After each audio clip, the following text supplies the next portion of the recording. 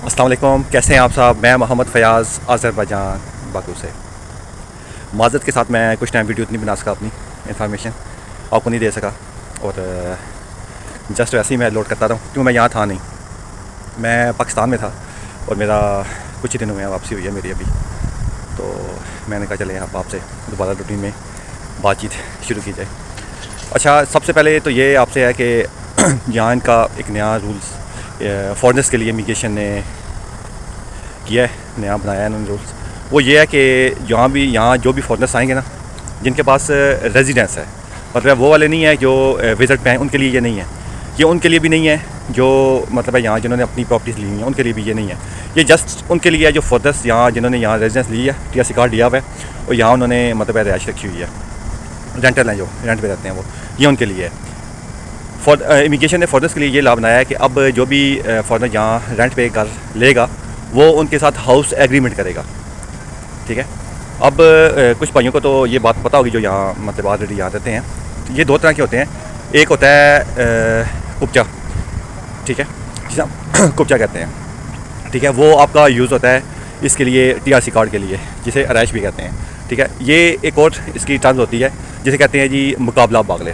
ठीक है, इसे अज़ी में ये कहते हैं एग्रीमेंट, मतलब हाउस एग्रीमेंट होता है आपका मालिक के साथ। जैसे पाकिस्तान में भी आजकल मतलब होता है ना, करवाना पड़ता है आपको। यहाँ भी यही सेम सिस्टम है, वो आपको एग्रीमेंट करवाना पड़ता है। ये तकरीबन जो है ना 90 मिनट 100 मिनट तक हो जाता है ये वाला आपका। इसमें टर्म लिखी होती हैं बीच में, इसमें आपका रेंट लिखा होता है और इसमें आपकी मतलब है कि लिखा होता है कि यहाँ तक आपने मतलब रहना है। ठीक है, और आपकी साथ पिक्चर भी लगती है इस पर। जो मेरे भाई ये वीडियोज़ देख रहे हैं उन्हें जो है ना कुछ को आइडिया होगा और कुछ को शायद आइडिया ना हो इस बात का। तो ये जो है ना एग्रीमेंट आप लाजमी बनवा लें आप। अगर ये आप लोग इन केस अगर आप नहीं बनाएंगे ये वाला एग्रीमेंट, तो ये आप लोगों पे फ़ाइन होगा, आप पे भी होगा और ये आपके हाउस ओनर पे भी फ़ाइन हो जाएगा आपके। ये अभी रिसेंटली लॉ इनका मतलब फॉरेनर्स के लिए इन्होंने लॉन्च किया है, बनाया इन्होंने। तो ये मुझे भी जो है ना कल ही पता चला, कल ही ये मतलब अपडेट उन्होंने दी है। तो इसलिए इन चीज़ों पे ख़ास तौर पे ध्यान दिया करें और इमिग्रेशन के साथ ख़ास तौर पे टच पे रहा करें आप लोग। ठीक है, और अगा बगा जब आपको टाइम मिले तो आप इमिग्रेशन चले भी जाया करें। बाज़ लोग ऐसे होते हैं जो मतलब जो बिज़नेस कर रहे हैं यहाँ या स्टडी वीज़े पे हैं, उन्हें इस बात का आइडिया नहीं होता। तो ये ख़ास तौर पे जो है ना आप लोग इस तरह आपस में या कोई ऐसे बंदों के साथ कांटेक्ट में रहा करें जिन्हें इन्फॉर्मेशन होती है इमिग्रेशन की ना, ताकि आपके लिए यहाँ प्रॉब्लम ना बनी हो। क्योंकि ये जब भी इस तरह के रूल्स बनाते हैं ना या लॉस बनाते हैं फॉरेनर्स के लिए, पॉलिसीज़ वगैरह जो बनाते हैं ये, अब ये पॉलिसीज़ जो होती है ना ये मतलब है कि न्यूज़ में दे देते हैं, अपनी ऑफिशियल वेबसाइट पे दे देते हैं ये। तो जिस तरह मतलब इस तरह आम बंदे को ना ये इस तरह नहीं पता चलता, उन्हें समझ नहीं आती इस चीज़ की। अब होता क्या है कि जो तो टच में होते हैं या किसी से सुना या पता चल गया तो चले उनका तो सिस्टम चल जाता है, पता चल जाता है, वो हर चीज़ अपनी अपडेट करा लेते हैं मतलब इस तरह की ना। तो अब जिनको नहीं पता होता वो बेचारे जो है ना उन्हें फ़ाइन हो जाता है। मैंने देखे हैं काफ़ी सारे लोगों को फ़ाइन हुए हैं। अक्सर लोग यहाँ स्टडी वीज़े पे आते हैं और हॉस्टल वगैरह से कुप्चा ले लेते हैं, वो जमा करवा देते हैं, TRC मिल जाती है। बाद में वो अपनी रैश चेंज कर लेते हैं, वो कोई घर ले लेते हैं या हॉस्टल चेंज कर लेते हैं। तो जब इसकी इंक्वायरी होती है ना तो उस वक्त पता चलता है जी ये बंदा यहाँ है ही नहीं है।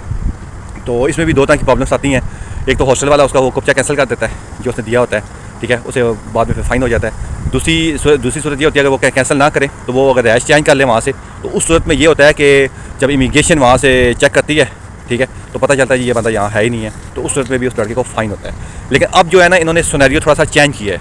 अब इन्होंने ये एग्रीमेंट की तरफ आए हैं। अब ये एग्रीमेंट की तरफ क्यों आए हैं? ये इसलिए आए हैं कि जो हाउस ओनर थे ना पहले जस्ट कुप्चा दे देते थे, उन पर रेंट पे टैक्स नहीं पड़ता था उन पर।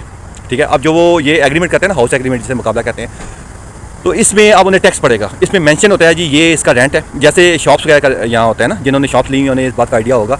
शॉप्स जिन्होंने ली हुई हैं उन्हें पता होता है कि जो है ना इसका ये मतलब है शॉप ओनर के साथ ये एग्रीमेंट हुआ है, ये इसका रेंट है और इतने अरसे के लिए इसने मेरे साथ ये एग्रीमेंट किया हुआ है। ठीक है, तो उसमें फिर जो रेंट होता है ना, फिर रेंट पे टैक्स लगता है और वो जो टैक्स होता है ना वो फिर जो मालकान होता है ना, हाउस ओनर, वो देता है ये टैक्स। इसलिए ये जो है ना इस वक्त इमिग्रेशन ने इस पर थोड़ी सी सख्ती की है कि अब जो है ना ये इस चीज़ पे एक्शन लेंगे। पहले तो इतना मतलब नहीं था। ठीक है, अब ये इन्होंने जो है ना ये करना शुरू किया है। हालांकि वो एक फैमिली भी आई हुई है, मैंने उनकी मतलब हेल्प किया, वो सारे डॉक्यूमेंट्स बनाए हैं, तो मैंने उनका एग्रीमेंट नहीं करवाया। ठीक है, तो वो जानने वाले थे ऐसे ही सोशल मीडिया से, वो मतलब कॉन्टैक्ट किया था उन्होंने मुझसे। तो मैंने कहा इसकी ज़रूरत नहीं है। ये हार्डली मेरे ख्याल में 2 दिन पहले की बात है, 3 दिन। तो कल ये जो है ना मसला हो गया ये वाला।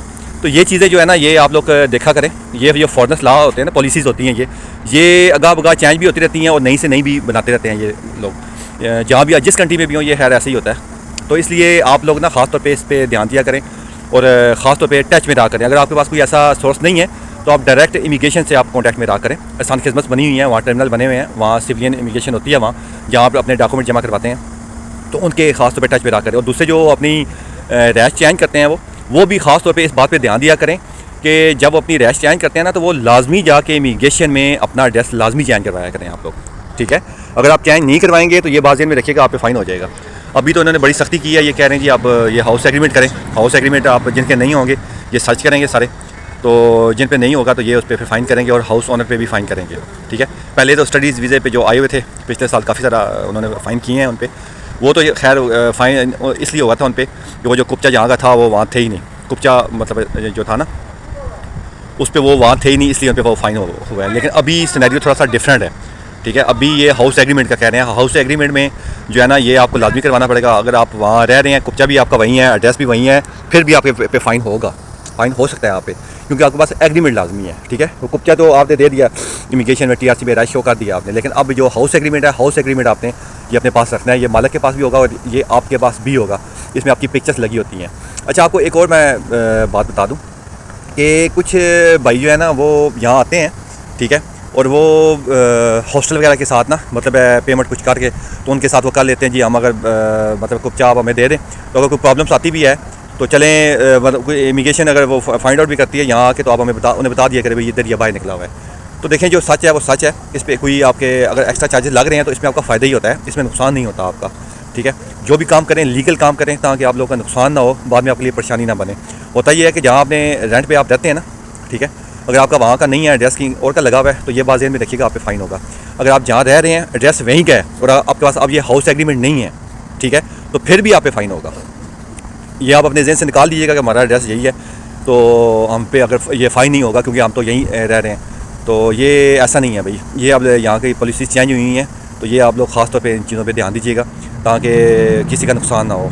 और ये वीडियो शेयर करें, अगर शेयर हो सकता है आप लोगों के साथ तो ये कर दें, तो ताकि जो है ना दूसरे भाइयों तक भी जो है ये इन्फॉर्मेशन मिल सके, ताकि जो है ना जो भी यहाँ आना चाहता है उन्हें भी इन चीज़ों का पता हो, ठीक है। मैं एक दफ़ा फिर बता रहा हूँ, जो टूरिस्ट हैं उनके लिए ये नहीं है, जिनकी अपनी प्रॉपर्टीज़ हैं उनके लिए भी ये नहीं है, ये जस्ट उनके लिए हैं जो यहाँ रेंट पे रह रहे हैं, ठीक है। ये उनके लिए है, रेंटल के लिए है, जो रेंटल एग्रीमेंट की मैं बात कर रहा हूँ, जो रेंटल एग्रीमेंट है मैं उसकी बात कर रहा हूँ, ठीक है। जिनकी अपनी प्रॉपर्टीज़ हैं मैं उनकी बात नहीं कर रहा, या फिर जो यहाँ टूर पे आए हुए हैं मैं उनकी बात भी नहीं कर रहा, ठीक है। मैं जस्ट उनकी बात कर रहा हूँ जो यहाँ रेंट पे रहते हैं, जिन्होंने रेंट पे यहाँ कर लिए हुए हैं। ये भी जस्ट टैक्स की पॉलिसीज़ बनाई है उन्होंने, ये थोड़े से इन्होंने लास्ट सख्त किए हैं इन्होंने पॉलिसीज़, जिस वजह से अब इस पे भी इन्होंने ध्यान दिया है कि अब हाउस एग्रीमेंट होंगे साथ हम, क्योंकि ताकि इमिग्रेशन को पता चल सके कि जो शॉप ऑनर है और हाउस ऑनर है ये दोनों मतलब है कि कितना रेंट ले रहे हैं। शॉप ऑनर तो फॉरनर्स को देते ही तब जब उसका एग्रीमेंट होता है, तो अगर वो करवाते कुछ, अगर भैया पाकिस्तानी ऐसे हैं जिन्होंने नहीं करवाया हो तो वो करवा ले,